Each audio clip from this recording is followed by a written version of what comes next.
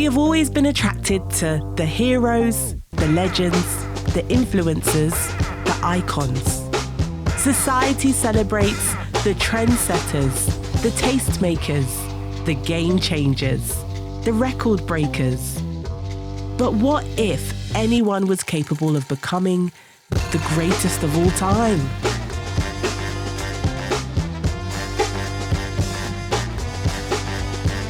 Anyway, good morning. As she said, I'm Pastor Derek. All right, have you ever thought about some of the wild stuff that people become famous for?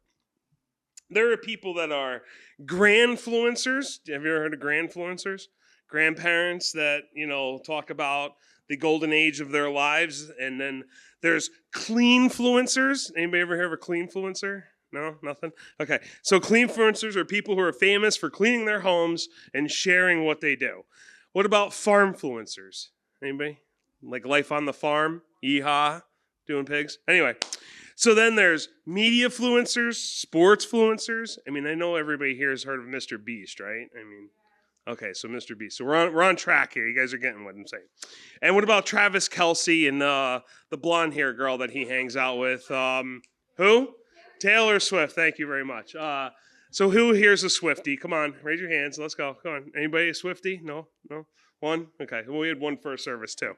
So you guys get where we're going, right? So I've heard of some pretty creative people coming up with some pretty creative ways to make money. And one of the coolest and most appealing parts of being an influencer is that, right? Like to make money. You can get paid to advertise and to use products, and it's not a bad way to make extra money. And there's a chance that some of us have zero desire to do this, right? Like, you don't want to be an influencer, you don't really care, and, maybe you have friends that you talk to and that you're just fine with the amount of influence you have, and that's fine too. That's amazing. And there are many of us who like at least a little bit interested to have a little bit more influence, right? So you're like, I would love to get paid to do impressions or make art or do makeup tutorials or get on the internet and do something, right? Or show people what I can do at the skate park. And I can't skate, so hopefully somebody else here can. And that's pretty cool stuff, so I get it, right? And then there are some of you who actually have some pretty active followings as we speak. Like if you have social media or you have Instagram or something like that. I don't even know what kids use nowadays. TikTok, Snapchat. Anybody use Snapchat still? Like what's the new thing? Like is there a new thing? Nothing? You guys don't use apps? You have phones? What do you got? What do you use? What do you watch? Oh, YouTube? Okay. Oh, okay, cool. All right, so whatever your social media strategy is, I think there's a lot of truth to everybody wants to seek some sort of influence. And we all want to make a difference, right? We all want to do something. And we all want to have some sort of significant impact. Even if you don't realize it, you do. And influence is a natural desire for all of us. We all might have a different way that we seek it, but the idea of actually being a person of influence can seem really far off for a lot of us as well. The idea of actually having millions of people who follow you, that what you're doing or you're listening to can seem a little bit daunting. And some of you may feel like it's impossible. Or how could you ever have that type of influence to the people around us? Or for some of us, why would we even want that kind of influence, right? Or maybe we just feel like we've got a strong following on social media that qualifies us to be an influencer, but we still want more, right? We still feel like there's a bigger impact that we could have. And there's a bunch of ways that we can think about getting influence in the world that we currently live in. But if we're really honest with ourselves, there are many things that get in the way of having that influence. And you might be even sitting here right now thinking, I can't do that because I'm too shy. Or I'm not popular enough. Or some of us have a little influence, but we don't think we're talented enough to make a difference, right? Or some of us just don't care. Just don't care about it. And I think the reality for many of us is we don't feel like we have as much influence as we'd like, right? So it doesn't matter what our follower count is or isn't. It doesn't matter how big our friend group is or isn't. At the end of the day, we just want to be more significant and have more meaningful influence. And if you've ever felt this way, it's okay. And if you're feeling this way now, I get it, because I've been there too. The good news is there might be a different way to look at it, and how to look at influence. In fact, Jesus gave us some advice on how to be the greatest in any space that we're currently in. He told us how to really have influence and how to be the GOAT. And I think what he said could help every single one of us, not just today, but for the rest of our lives. So today we're going to look at a couple of different times when he told us how to be the GOAT. Now, in order to look at this, we're going to look at the four books of the New Testament, which we call the Gospels. They're the accounts of Jesus' life, and they were written by the people closest to him. The first gospel is the Gospel of Matthew. And Matthew was one of his closest friends, who was with him for 3 years, and Matthew wrote down at a time when Jesus was addressing 3 different groups of people. Jesus was addressing the religious leaders, his closest followers, and then just the general crowd. So in the event we're talking about today, Jesus called on group number 1, the religious leaders. He talked about how they were addicted to being recognized. They wanted to be popular. They wanted everybody to follow them. They wanted to sit in places of honor. They wanted to feel important. And they wanted everybody to call them rabbi or spiritual leader, which was, I guess, pretty important back then. Then Jesus turned to the other group number 2, his closest disciples, his closest followers. He wanted to ensure that they understood something important. They weren't going to be like group number 1. They were going to be counter-cultural spiritual leaders. Jesus said in Matthew 23:8-10, "But you are not to be called rabbi, for you have one teacher, and you are all brothers. And do not call anyone on earth father, for you have one Father, and he is in heaven. Nor are you to be called instructor, for you have one instructor, the Messiah."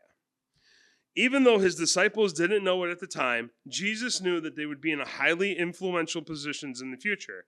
And Jesus didn't want them to fall in love with the titles, positions, recognition. He wanted to take on the posture that they were all followers of Jesus and that they'd all be learning together. And Jesus continued in Matthew 23:11-12, "The greatest among you will be your servant. For those who exalt themselves will be humbled, and those who humble themselves will be exalted." See, the big key here is humility, right?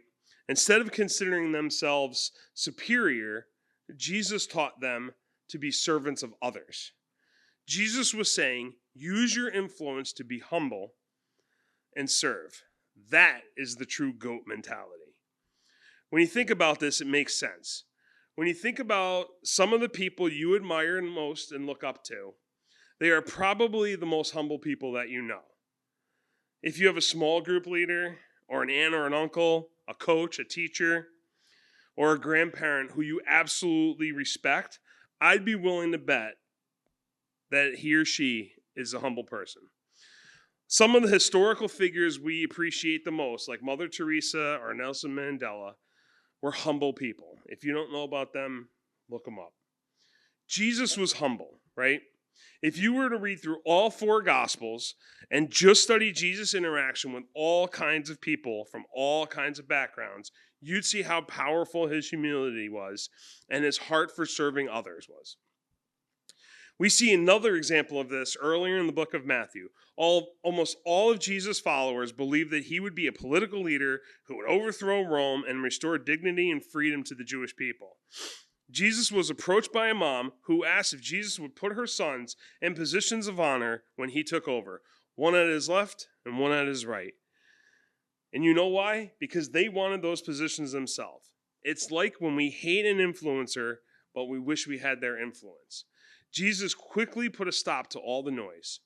He gathered everyone around for a little game day speech. In Matthew 20:25-28, he says, Jesus called them together and said, "You know that the rulers of the Gentiles lord it over them, and their high officials exercise authority over them. Not so with you. Instead, whoever wants to become great among you must be a servant, and whoever wants to be first must be your slave. Just as the Son of Man did not come to be served, but to serve and give his life as a ransom for many." Whew, mic drop, right?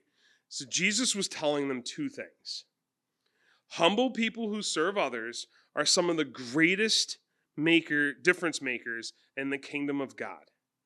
They're the true goats. Once the disciples really understood what Jesus was trying to tell them, it changed the trajectory of all human history. Jesus didn't just say it, he also did it. Jesus lived not to be served, but to serve. And if that wasn't countercultural enough, he humbled himself to death on a cross. Jesus is humility. How amazing is it that our entire faith centers around somebody who is so loving and so humble? Whether you feel like you have influence or you don't have any, the challenge is the same for everyone. Follow Jesus' lead. Jesus cast a vision on the power of being humble and serving others when the disciples felt like they had no influence. And then once they had influence, they only used it for good. Then we see the ultimate message that Jesus passed on to them before he left earth. Matthew 28:18-20. Then Jesus came to them and said, "All authority in heaven and earth has been given to me. Therefore, go and make disciples of all nations, baptizing them in the name of the Father and the Son and the Holy Spirit, and teaching them to obey everything I have commanded you." And it sounds like a pretty big challenge, right?